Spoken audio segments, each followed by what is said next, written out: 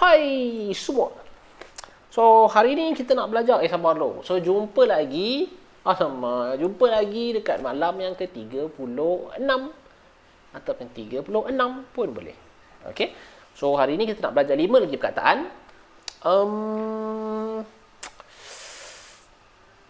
Penting juga. Okay. So, yang pertama kita ada raja. Yang kedua kita ada mesyuarat. Kita ada kuasa. Kita ada video dan jawatan kuasa. Okay. So, pertama sekali adalah raja. Raja macam mana? Raja raja. Okay. Raja. Kalau bahasa Inggeris dia guna king kan? So, king. Okay. So, kita ada raja. Kita ada mesyuarat. Yang kedua, mesyuarat ada dua. Satu, meeting. Okay, meeting. Ataupun macam ni. Meeting. Ni biasa. Ni biasa yang aku tengok dekat TV. Okay, so dia kat meeting dia macam ni. Meeting macam ni. Okay.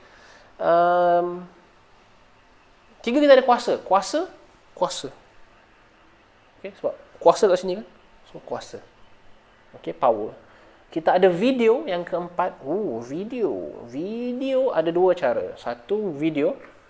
Ni tengok video lah macam biasa. Tapi kalau kita kata nak video call dia macam tu. Okay, video conference. Baik, dan juga jawatan kuasa. Jawatan kuasa, panjang kan? So, eja. JK.